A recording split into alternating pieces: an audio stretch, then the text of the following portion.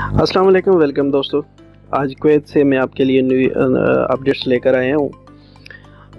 Kuwait نے کچھ آج نئے فیصلے لیے ہیں۔ آج کویت نے بہت امپورٹنٹ فیصلہ کیا ہے جو یہ کرونا کو کنٹرول کرنے کے لیے بہت ضروری تھا،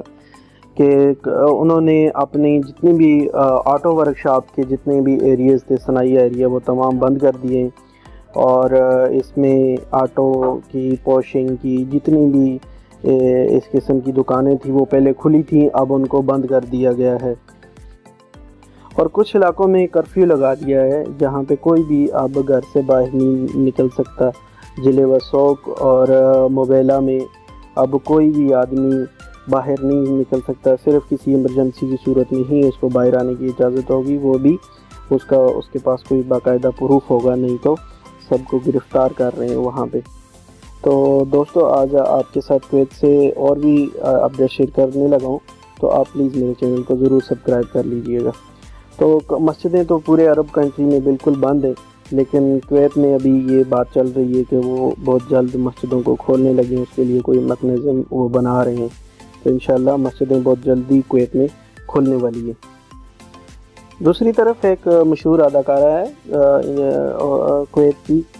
عورت ہے ایک، اس نے بیان دیا ہے، نام اس کا ہے حیات الفہد۔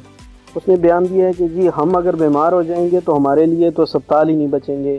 تو یہ تو سب لوگ خارجی جو ہیں یہ بیمار ہوں گے تو اسپتال ان سے بھر جائیں گے، تو ہم کہاں جائیں گے۔ تو اس کو تو اب یہ بات کا اس کا خیال آیا، جب خارجیوں سے خدمت کرواتے ہیں تو تب تو کوئی مسئلہ نہیں ہے۔ تو اس پہ کافی زیادہ فیڈ بیک لوگوں کا آ رہا ہے، بہت زیادہ لوگ غصے میں، اور حکومت نے بھی اس پہ بیان دیا ہے کہ ہم کسی بھی کو واپس ملک نہیں بھیجیں گے، کیونکہ اس نے پورا ایک اپنا انٹرویو دیا ہے، فون کال پہ انٹرویو دیا ہے کہ ان لوگوں کو واپس بھیج دینا چاہیے، اگر ان کے ملک ان کو نہیں لیتے تو ان کو ریگستان میں چھوڑ دینا چاہیے۔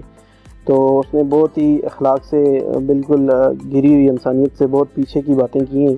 تو اس پہ سعودی عرب سے بھی اور بہت سارے عرب کنٹریز سے اس پہ رسپانس آ رہا ہے، کیونکہ اداکاروں کو بہت زیادہ فالو کیا جاتا ہے، تو سب لوگوں نے کہا ہے کہ آپ نے بہت غلط بات کی ہے، ایسا نہیں کرنا چاہیے۔ باقی کویت کی گورنمنٹ نے یہ کہا ہے کہ ہم کسی بھی کو فری علاج دیں گے اور کسی کو بھی واپس ملک نہیں بھیج رہے۔ البتہ جو لوگ جانا چاہتے ہیں ان کو وہ بھیج رہے ہیں، جن لوگوں کے ڈاکومنٹس کمپلیٹ ہیں ان کو بھی بھیج رہے ہیں، اور جن کے ڈاکومنٹس کمپلیٹ نہیں ہیں ان کو بھی بھیج رہے ہیں، لیکن ان کے لیے ایک شرط انہوں نے رکھی ہوئی ہے کہ اس کو کرونا وائرس کی بیماری لاحق نہ ہو، اور اس نے یہ کسی کو لون نہ دینا ہو، یعنی قرض کسی سے لیا ہو، بینک سے، کسی جگہ سے، گاڑی، یہ وہ، اگر یہ دو کام کسی آدمی نے نہیں کیے ہوئے تو ان کو فری بغیر پیسوں کے ٹکٹ کے وہ ان کو واپس بھیج رہے ہیں۔ اس کے علاوہ کویت نے جو ویزے کی ان کی فیسلٹی تھی وہ آن لائن کر دی ہے، اسپیشلی طور پہ فیملی ویزے کی، کیونکہ بچوں کو بالکل بھی باہر آنے پہ پابندی ہے وہاں پہ۔ فیملی